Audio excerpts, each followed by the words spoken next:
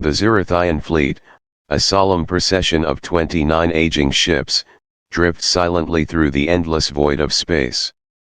The once proud vessels, now battered and dim, carry the last remnants of a once thriving civilization.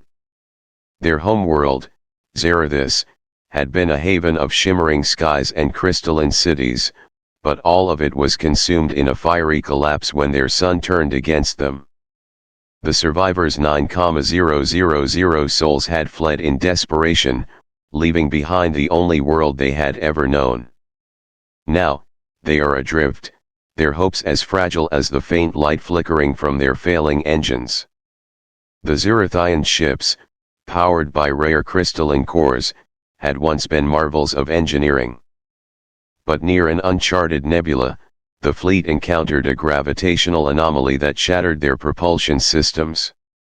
The crystals, the heart of their technology, were reduced to jagged fragments, leaving the ships lifeless and vulnerable.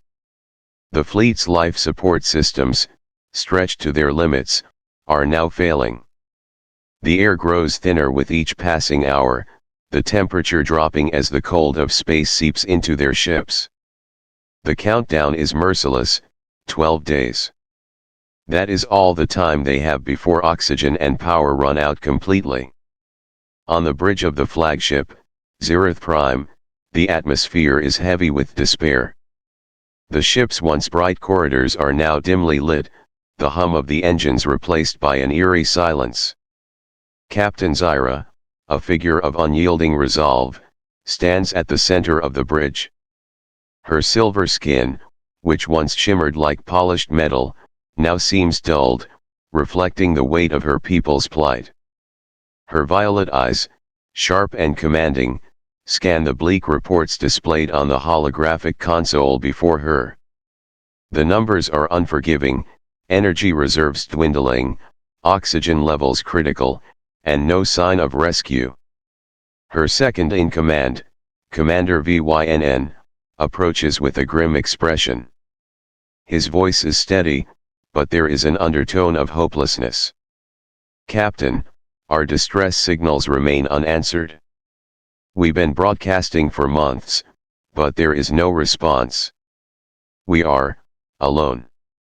The word hangs in the air, a cruel reminder of their isolation. The fleet is lost in a desolate region of space, far from the familiar star charts of their ancestors. They are surrounded by the infinite blackness, where no light, no warmth, and no hope seem to exist. The silence of space feels oppressive, a constant reminder of how small and fragile they are in the vast expanse. Captain Zyra's hands grip the edge of the console, her knuckles pale against the metallic surface. She does not show the fear that claws at her heart. As a leader, she cannot afford to. Her people look to her for strength, for guidance, even when the path forward is shrouded in uncertainty.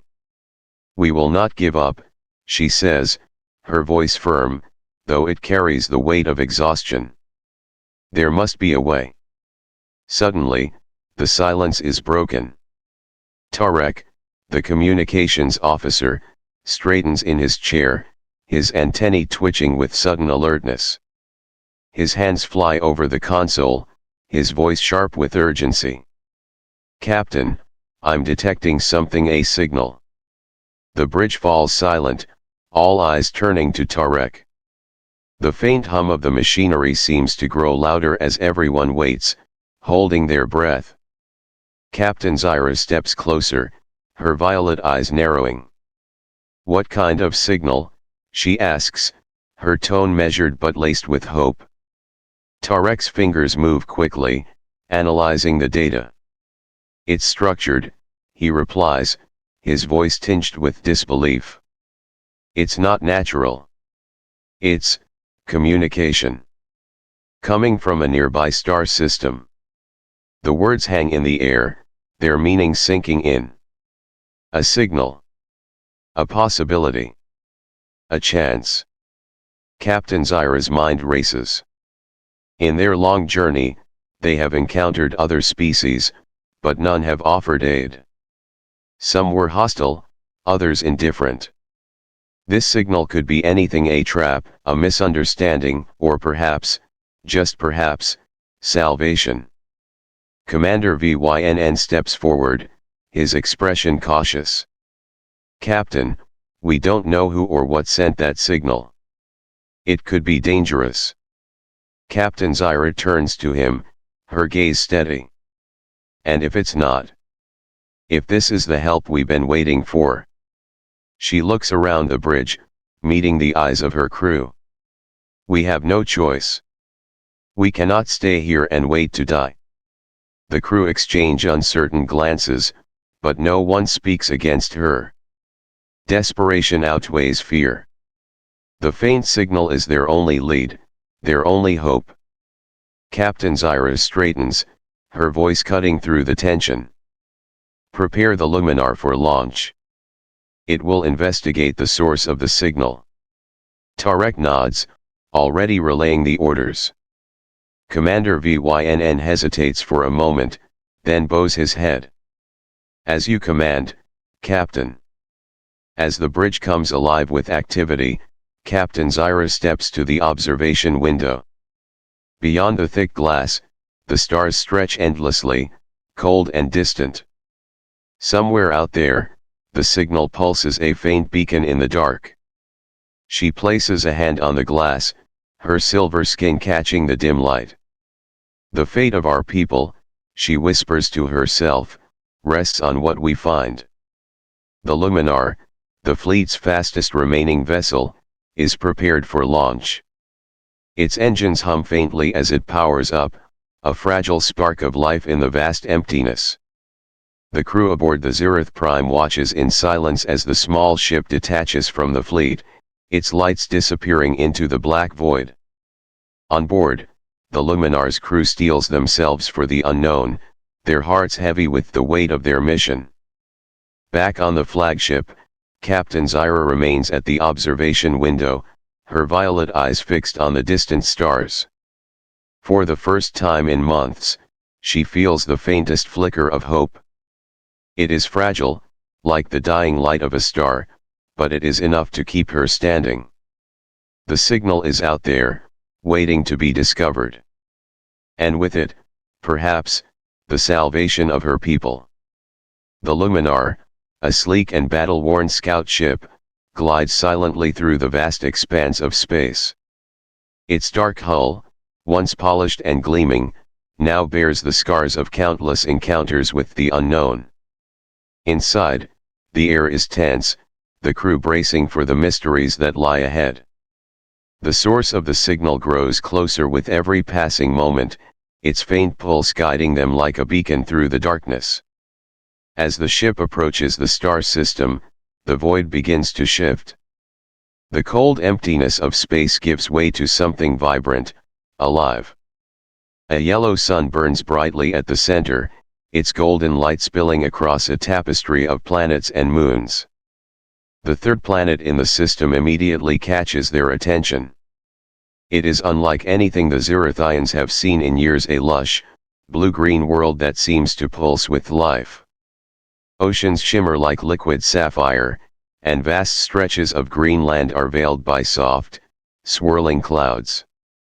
It is a stark contrast to the dying remnants of their fleet, a reminder of what their people have lost. But before the Luminar can draw closer, a shadow moves across the stars.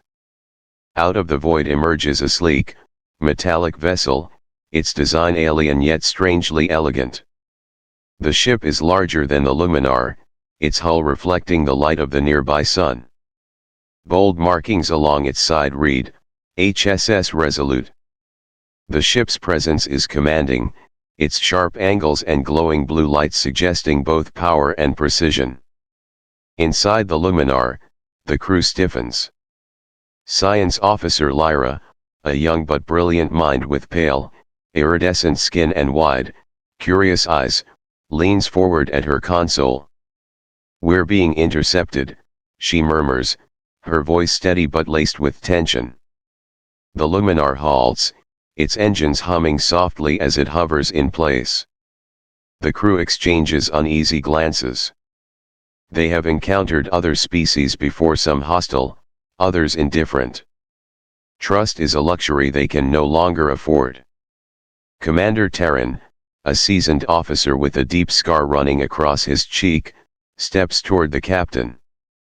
It could be a trap, he warns, his voice low. We've seen this before.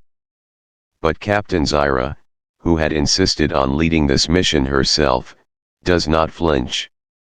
Her violet eyes remain fixed on the alien vessel. And it could be salvation, she replies firmly. We cannot turn away. Moments later, the HSS Resolute begins to transmit. A series of mathematical sequences and rhythmic tones echo through the Luminar's communication systems. The sounds are deliberate, structured, a universal language of logic and reason.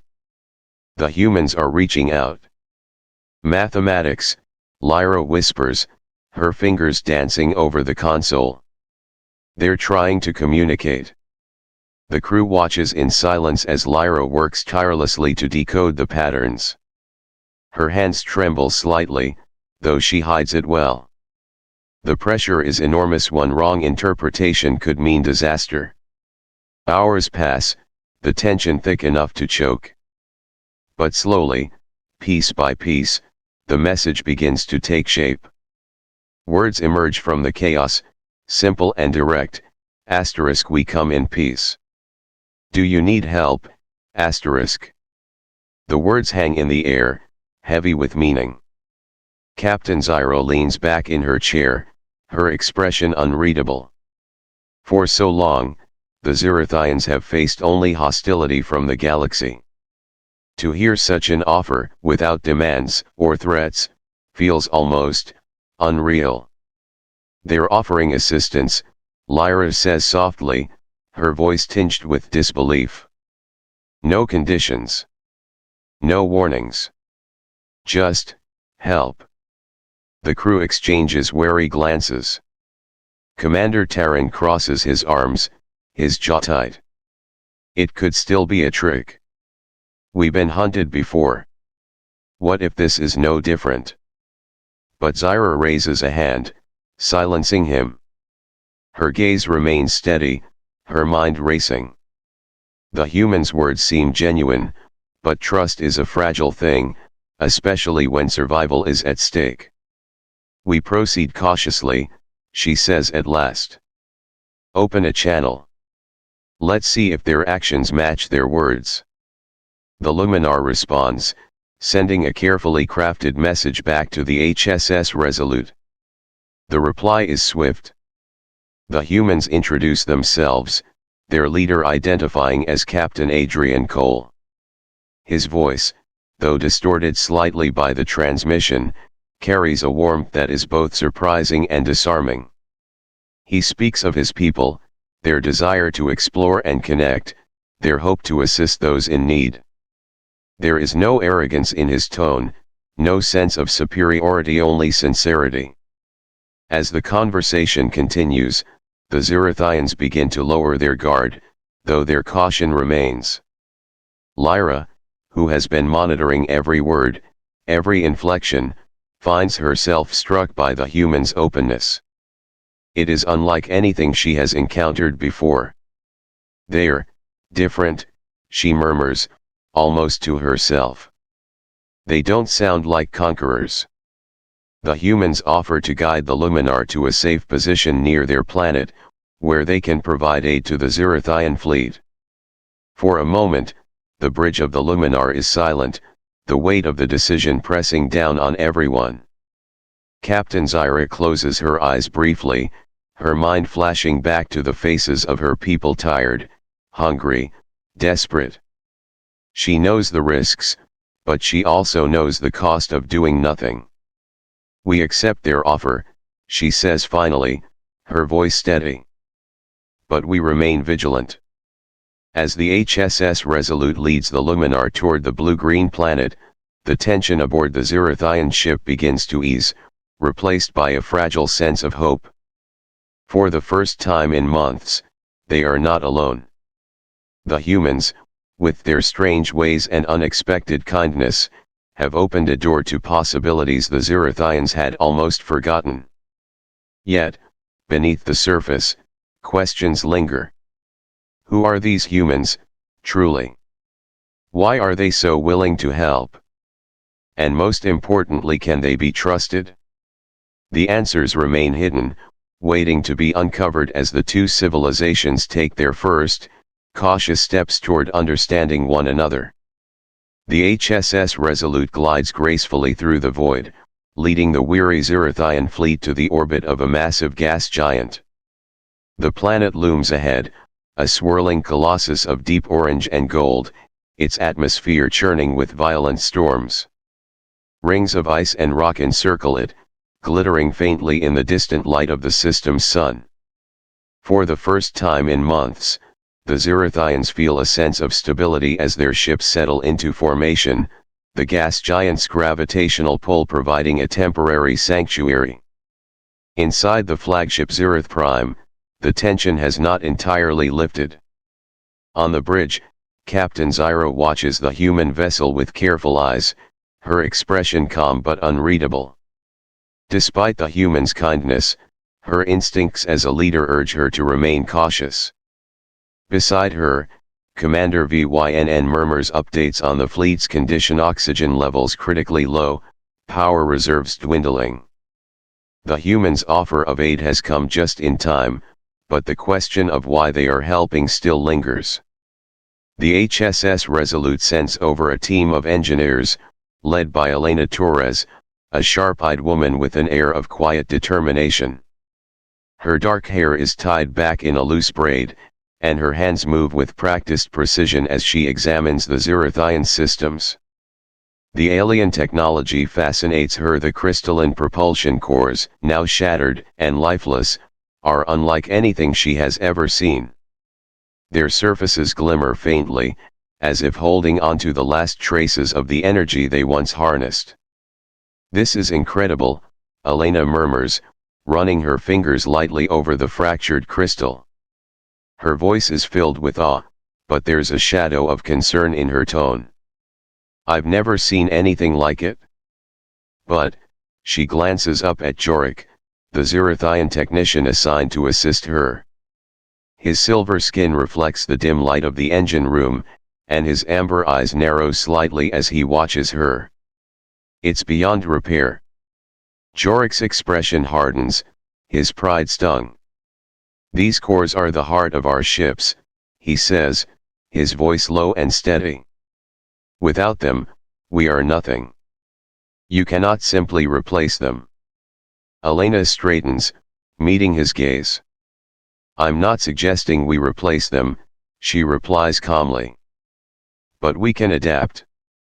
Your energy conduits are still functional, and with some modifications, we could integrate human fusion technology to power your systems. It won't be the same, but it will work." Jorik hesitates, his mind racing. The idea of merging their sacred technology with something so foreign feels almost sacrilegious. Yet, as he looks around the engine room, at the flickering lights and failing systems, he knows they have no other choice. "Show me," he says at last. The two begin working side by side, their movements cautious at first, like strangers learning to dance. Elena explains the principles of fusion reactors, sketching diagrams on a holographic pad, while Jorik counters with the intricacies of Zerathian energy flow. Their languages are different, their tools unfamiliar, but slowly, a rhythm begins to form. They exchange ideas, challenge each other, and eventually, they find common ground. As the hours pass, the atmosphere in the engine room shifts. What began as a tense collaboration grows into something more. Jorik finds himself impressed by Elena's ingenuity, her ability to think beyond the constraints of her own technology. Meanwhile, Elena marvels at the elegance of the Zerathian systems, their designs both alien and beautiful. A mutual respect begins to take root, and with it, the first seeds of trust. But not everyone aboard the Zereth Prime shares this optimism. In the shadows of the ship, Security Chief Karnas watches the humans with a wary eye. A former soldier, his body bears the marks of countless battle scars crisscross his silver skin, and one of his arms has been replaced with a mechanical prosthetic, a reminder of the price he has paid to protect his people.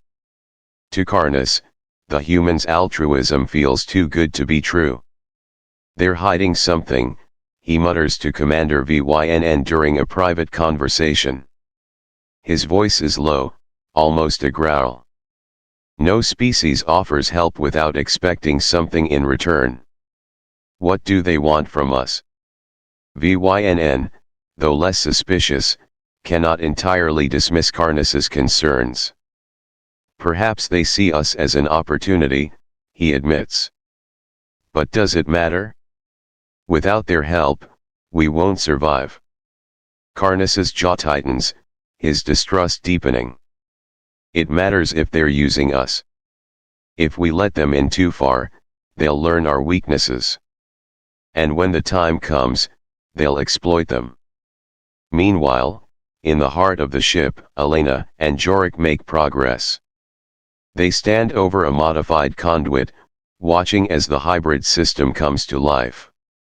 The fusion reactor hums softly, its energy coursing through the Zerathian conduits with surprising efficiency.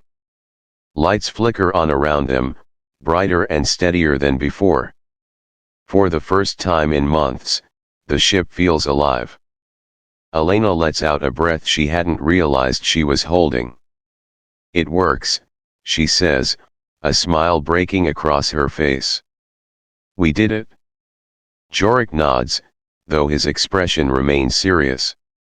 "This is only the beginning," he says. "The rest of the fleet will need the same modifications. It will take time." "Then we'd better get started," Elena replies, her tone light but determined. As the hybrid system is tested and refined, the bond between the two engineers deepens. They share stories of their worlds. Elena speaks of Earth, its blue skies and green forests, while Jorik describes Zerathis, a world of crystal spires and endless plains of silver grass. Their conversations are a reminder of what has been lost, but also of what could still be rebuilt. Yet, beneath the surface, tensions remain. Karnas's suspicions grow, and whispers of doubt spread among the Zerathian crew. Some question the humans' motives, while others fear that their culture and technology will be overshadowed by this new alliance. The fleet is balanced on a knife's edge, caught between hope and fear, trust and caution. For now, the hybrid system offers a glimmer of salvation. But the true test lies ahead, as the two species navigate the fragile beginnings of their partnership.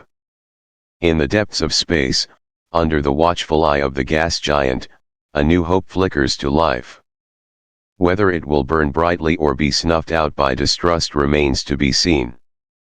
The sky above the fleet begins to change. What was once a calm, distant light from the yellow star now grows into a violent, seething fury. Tendrils of fire twist and writhe on the star's surface, building into a monstrous eruption. A solar storm, vast and unstoppable, bursts forth, sending a wave of deadly radiation and charged particles racing toward the fragile ships clustered near the gas giant.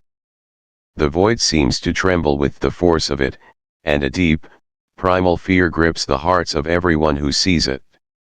On board the Zereth Prime, alarms scream through the corridors, their shrill cries echoing against the metallic walls.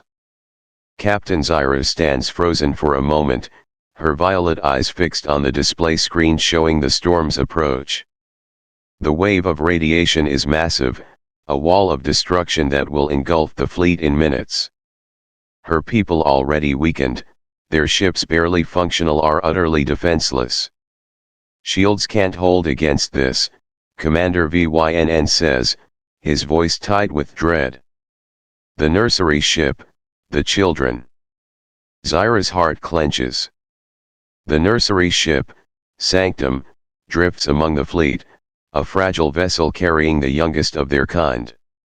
Its shields are failing, its systems too damaged to withstand the storm. The children's laughter, their hope, the future of their race, it will all be lost. Before Zyra can respond, a transmission cuts through the chaos. Captain Adrian Cole's voice comes through, calm but firm, like a steady hand in a storm. "This is Captain Cole of the HSS Resolute. We're moving into position.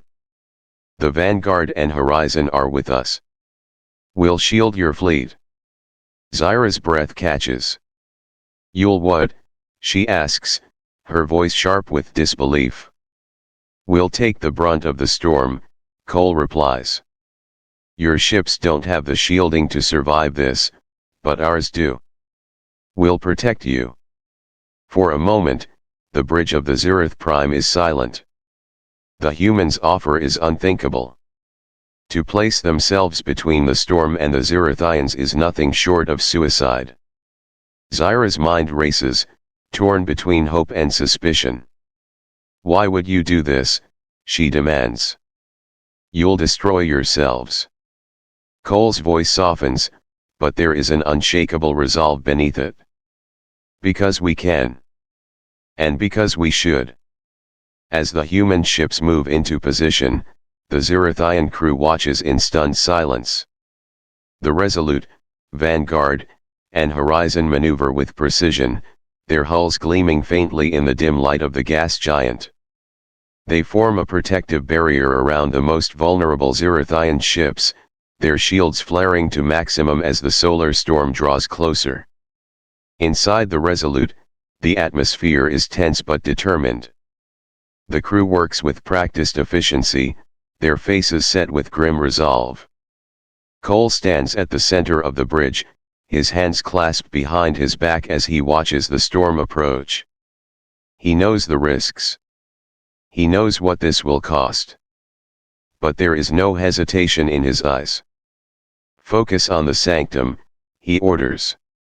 "Whatever happens, those kids make it out alive." Meanwhile, chaos erupts across the fleet.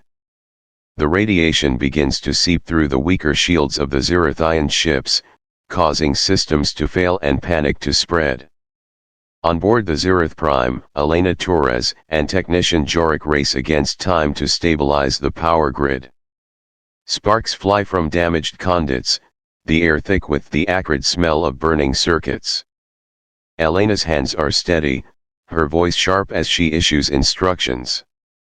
"We need to reroute power to the life support systems. If the grid collapses, it's over." Jorik nods, his silver skin streaked with soot as he works beside her.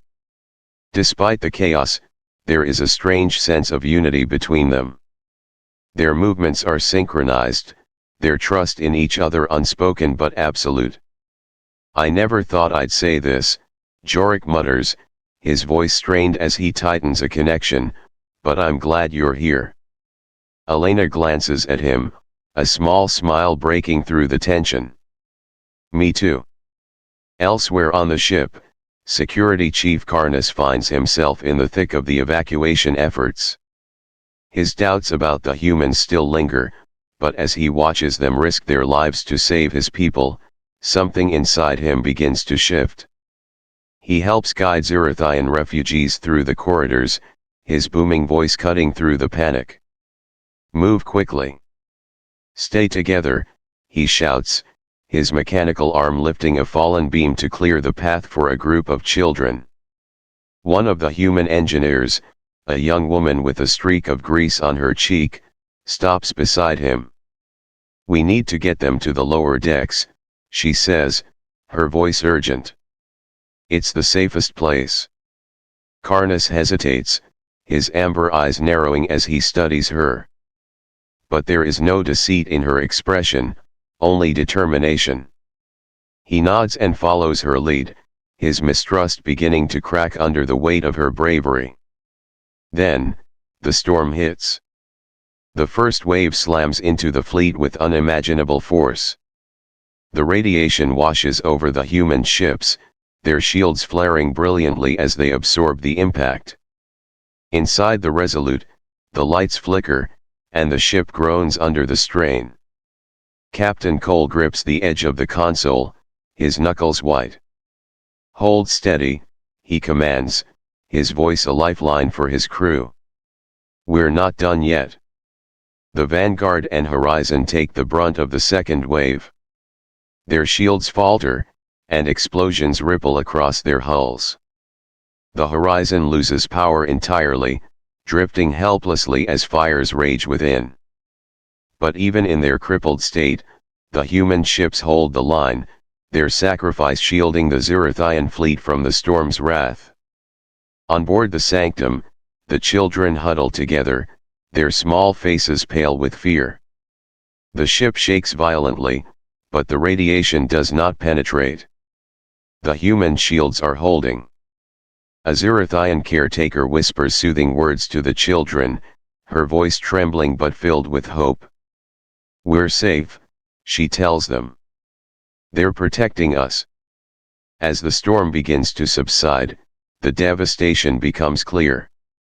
The human ships are heavily damaged, their hulls scorched and riddled with debris.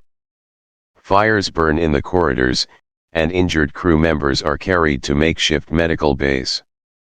But the Zerathian fleet remains intact. Thousands of lives have been saved.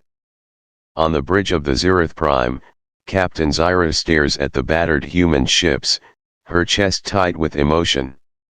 She had doubted them, questioned their motives, but their actions have spoken louder than words ever could. "They didn't have to do this," she says softly, more to herself than anyone else. "But they did." In the aftermath, the Zerathians and humans work side by side to repair the damage. Karnas, once so suspicious, now finds himself helping a human medic tend to the wounded. Elena and Jorik continue their work, their bond stronger than ever. And Captain Cole, though battered and exhausted, stands tall, his gaze fixed on the Zerathian fleet he has fought so hard to protect. The storm has passed, but its impact lingers. In the face of disaster, trust has been forged. The human sacrifice has not only saved lives, it has planted the seeds of something far greater. For the first time, the Zerathians begin to see the humans not as strangers, but as allies. And perhaps, even as friends. The fleet drifts silently through the vast expanse of space, the stars stretching endlessly around them like countless pinpricks of light in an infinite canvas of darkness. The Zerathians, battered but alive, follow the human ships toward a new hope, a planet called Havenfall. Its name alone seems to promise sanctuary, a place where they might finally find peace after so much suffering. Inside the Zereth Prime, the mood is one of cautious optimism. The Zerathians, grateful for their survival but humbled by the human sacrifice, speak in hushed tones about the journey ahead. For many, the idea of settling on a planet is as alien as the humans themselves. Generations of Zerathians have lived and died within the cold, unyielding walls of their ships, their lives defined by the hum of engines and the glow of artificial lights. The thought of open skies, of soil beneath their feet, fills them with a mixture of wonder and fear. In the nursery ship Sanctum, the children are the first to embrace this dream. They gather around human crew members, their bright, curious eyes wide with fascination as they listen to stories of Earth. Lieutenant Sarah Park, a human officer with a talent for storytelling, kneels among them, her voice warm and animated as she describes the wonders of her home world. "There are forests," she says, her hands gesturing as if to paint the image in the air. "Endless stretches of trees, their leaves green and gold in the sunlight. And rivers, winding like silver ribbons through the land. And the ocean, oh, the ocean is endless. It's alive, always moving, always changing." A young Zerathian boy, his silver skin shimmering faintly in the dim light, tilts his head. "What is the ocean?" he asks softly, his voice tinged with awe. Sarah smiles, her eyes softening. "It's water," she explains. "So much water that you can't see the other side. It stretches farther than you can imagine, and it's full of live fish, whales, creatures you've never dreamed of." The children murmur among themselves, their imaginations alight with the images she's conjured. For the first time, they begin to see a future beyond the confines of their ships, a future with color and life and endless possibilities. In the Resolute's briefing room, Captain Cole and Captain Zyra sit across from one another, a holographic map of Havenfall hovering between them. The planet rotates slowly, its surface a patchwork of green and blue, with white clouds swirling lazily in its atmosphere. It looks peaceful, almost idyllic, but both captains know the challenges that await them. "We'll need to establish basic infrastructure first," Cole says, his tone measured. "Shelters, water purification, food supplies. The terraforming process is still incomplete, so there will be areas of the planet that aren't fully stable yet." Zyra nods, her expression thoughtful. "And we'll need to address cultural differences. My people have lived in isolation for so long. There will be resistance, especially from those who fear losing what little we have left of our identity." Cole studies her for a moment, his blue eyes steady. "We're not asking you to give up who you are," he says quietly. "This isn't about assimilation. It's about survival. About building something new together." Zyra meets his gaze, and for the first time, she allows herself to believe in his sincerity. "Together," she repeats, the word feeling strange but not unwelcome. "It won't be easy." "It never is," Cole replies with a faint smile. "But it's worth it." As the days turn into weeks, the journey to Havenfall becomes more than just a passage through space. It becomes a journey of understanding, a bridge between two civilizations. The humans and Zirathians, once strangers, begin to find common ground. Meals are shared, stories exchanged, and slowly, the barriers between them begin to dissolve. In the engineering bay of the Zirath Prime, Elena Torres and technician Jorik continue their work, their partnership growing stronger with each passing day. The two of them are surrounded by a chaotic array of tools and components, a testament to their efforts to develop new technologies that blend the strengths of both species. "This conduit design is brilliant," Elena says, holding up a Zirathian energy flow regulator. "It's so efficient. I can't believe we didn't think of something like this."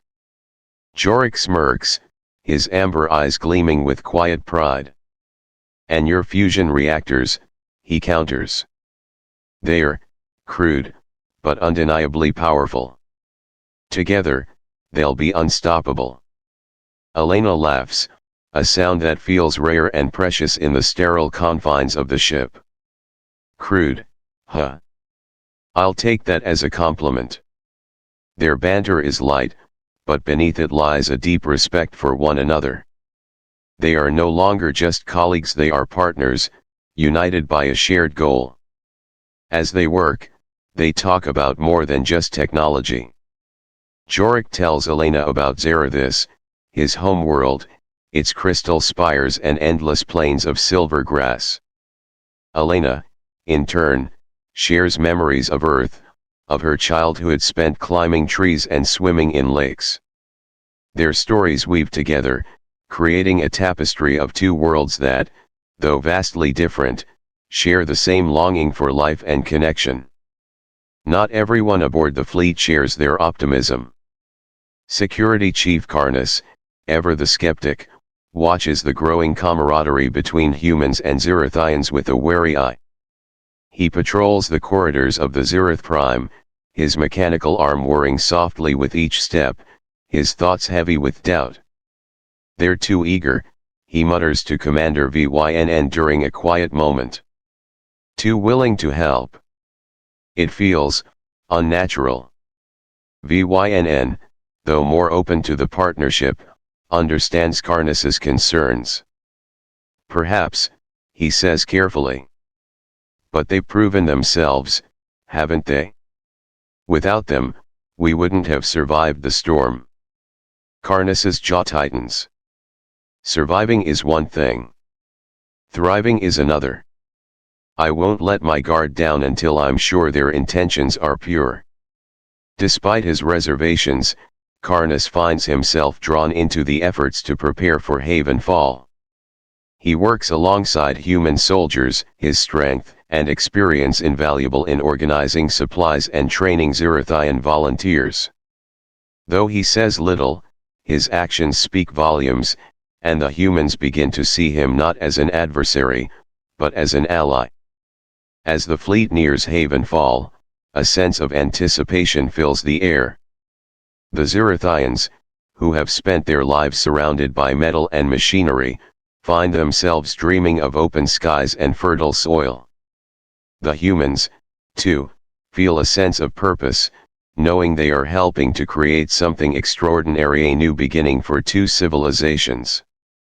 In the final days of the journey, Captain Zyra stands on the observation deck of the Zirath Prime, staring out at the distant planet.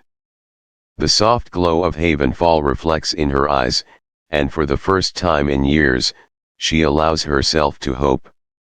Behind her, Captain Cole approaches, his footsteps quiet but purposeful. "It's beautiful, isn't it?" he says, his voice low. Zyra nods, her gaze never leaving the planet. "It is.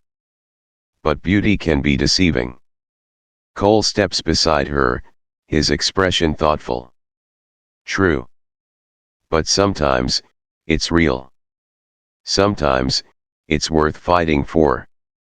Zyra turns to him, her face softening.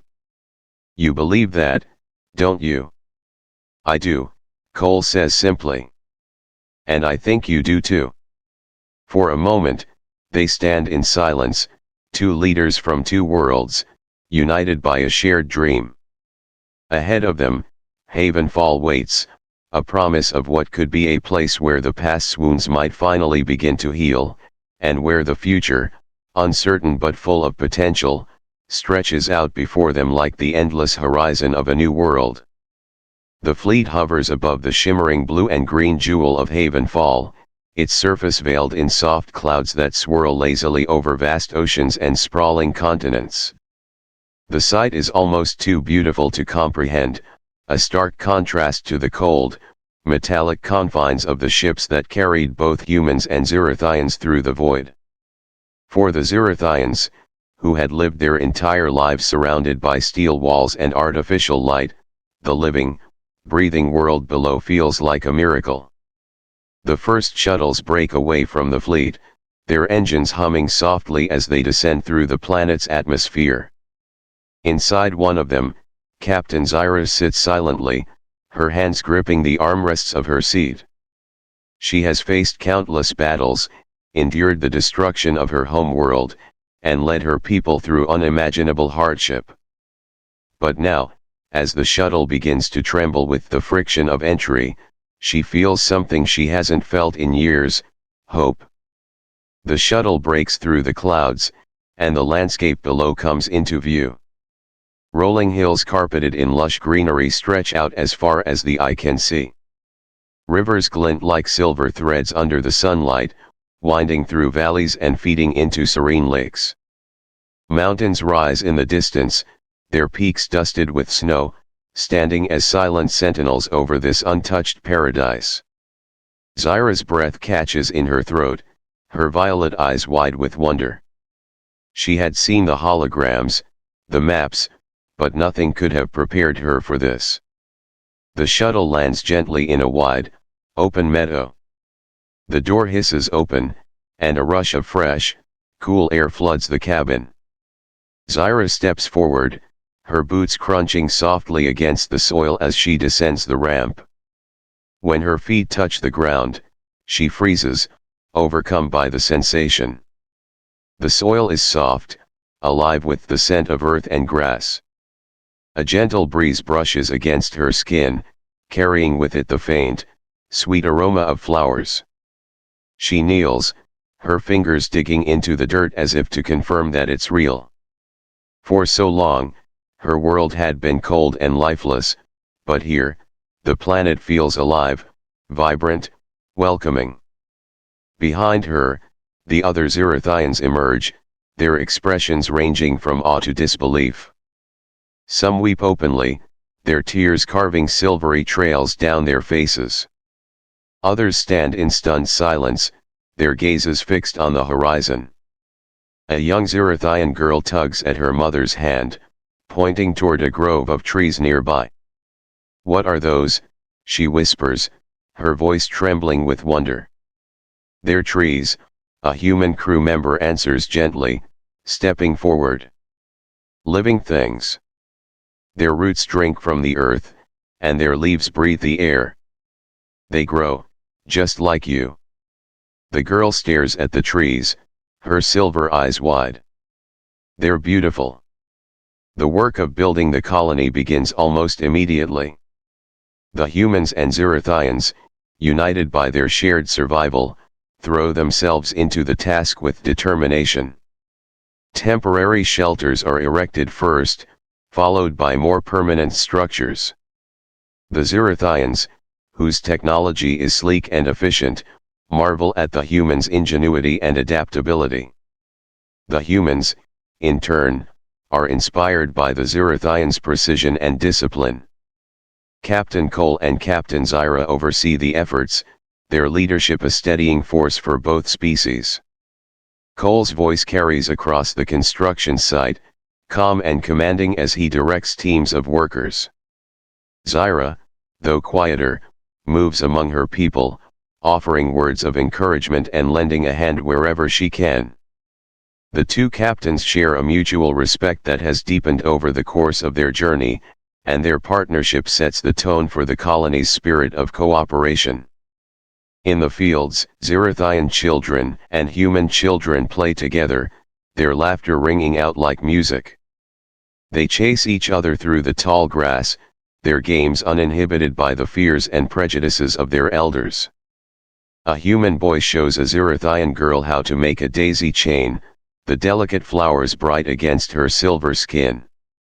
She giggles as he places the makeshift crown on her head, her joy pure and unguarded. For the children, Havenfall is not just a new home, it is a place where they can dream freely, unburdened by the weight of the past. One evening, as the sun sets over the colony, painting the sky in hues of gold and crimson, the humans and Xerithians gather in the central square for a moment of reflection. In the center of the square stands a monument, its smooth surface carved from a single piece of dark stone. The monument is simple but striking, its design a blend of human and Xerithian aesthetics. At its base, a plaque bears an inscription in both languages.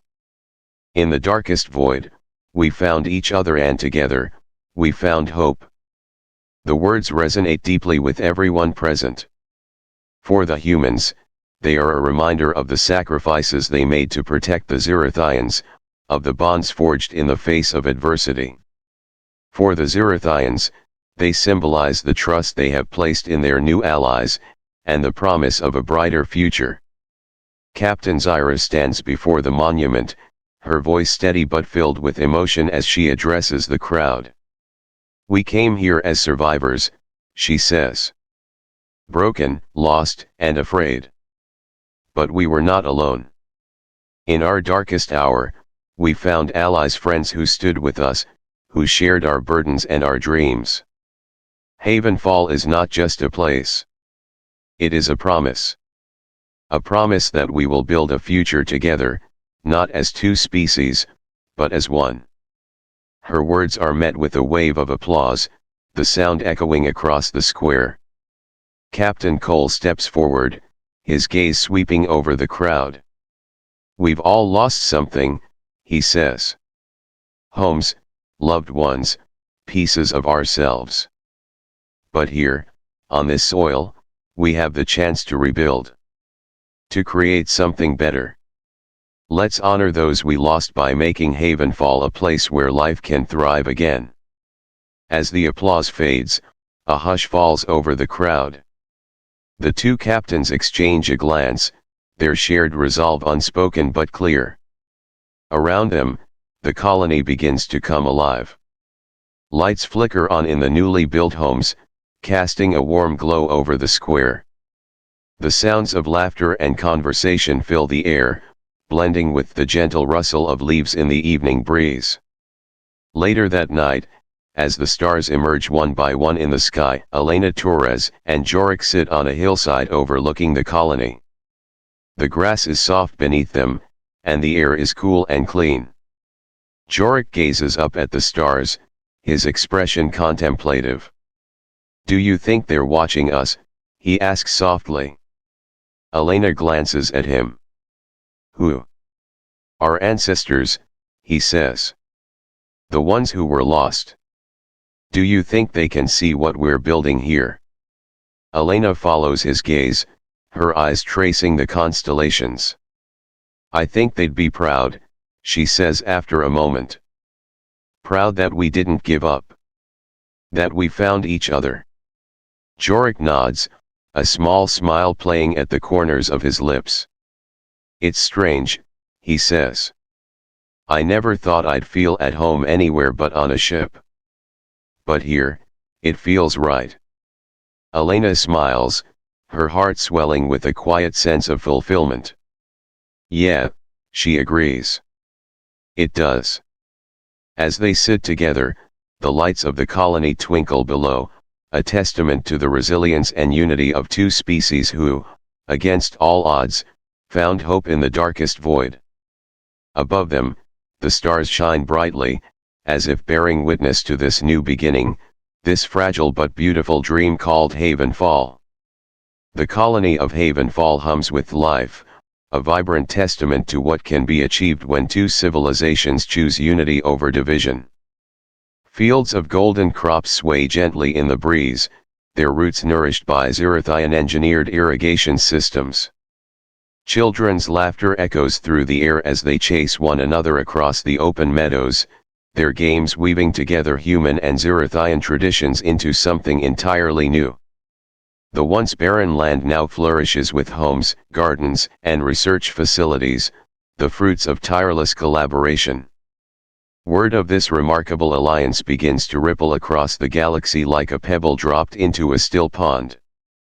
In distant star systems, alien species, many of whom have spent lifetimes divided by fear and mistrust, hear whispers of humanity's compassion.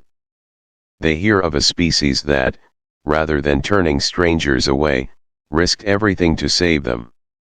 The Xerathians, once thought to be doomed remnants of a forgotten war, now stand tall as survivors, their story intertwined with humanity's. Messages begin to arrive from far-off worlds. Some are cautious inquiries, tentative attempts to understand the species that dared to defy the cold, indifferent nature of the universe. Others are more hopeful, filled with curiosity and a yearning for connection.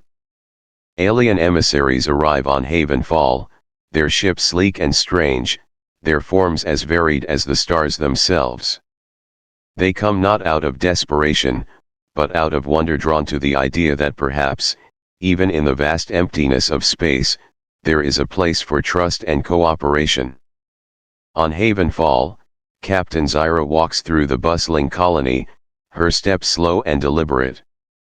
The ground beneath her feet feels solid, really stark contrast to the cold, unyielding floors of the ships that had been her home for so long. Around her, life unfolds in a way she never thought possible. A Xerathian farmer tends to a field alongside a human botanist, their hands working in unison to plant seeds in the fertile soil.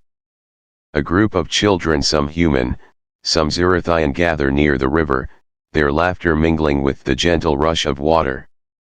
The sight fills Zyra with a quiet, profound pride. She finds Captain Cole standing near the edge of the settlement, his gaze fixed on the horizon. The sun is setting, casting the sky in hues of purple and gold. The light catches on the distant mountains, their peaks glowing as if crowned with fire. Cole turns as Zyra approaches, a small, knowing smile on his face. "Beautiful, isn't it?" he says, gesturing to the scene before them. Zyra nods, her expression thoughtful. "It is," she replies, her voice soft. "But it's more than that.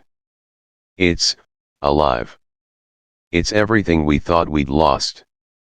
Cole studies her for a moment, his blue eyes steady. "You've come a long way," he says. "Your people. You."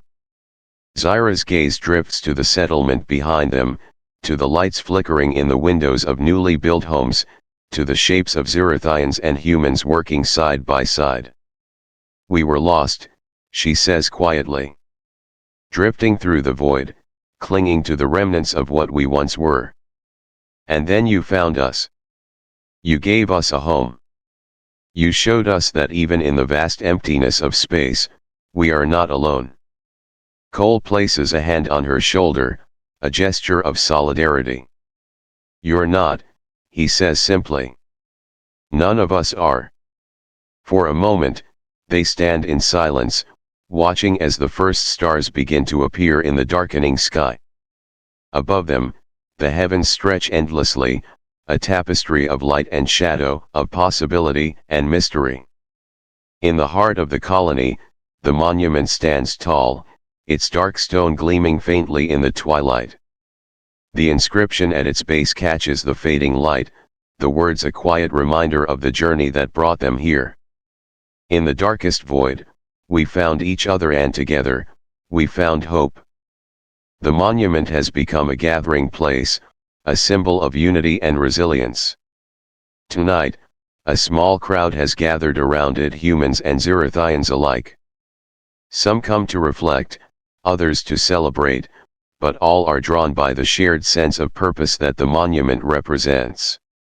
A young Xerithian boy approaches the monument, his silver skin glinting faintly in the starlight.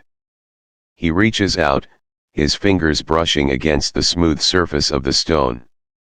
Beside him stands a human girl, her hair glowing like copper in the fading light. She takes his hand, and together they trace the words etched into the stone. They do not speak, but their actions speak volumes, a quiet promise that the future they are building will be one of unity, not division. As the night deepens, the stars above shine brighter, their light spilling across the colony like a blessing. In the distance, the mountains stand silhouetted against the sky, their peaks reaching toward the heavens. The lights of the settlement twinkle below, a reflection of the stars above, a reminder that even in the darkest void, there is always light. The Xerithians and humans of Havenfall have forged more than a colony. They have created a legacy, one that will echo across the stars for generations to come. Their story is one of hope, of resilience, of the unbreakable bonds that can be formed when fear is set aside and trust is embraced. And as the stars continue to shimmer, endless and eternal, the possibilities for what lies ahead seem as infinite as the universe itself.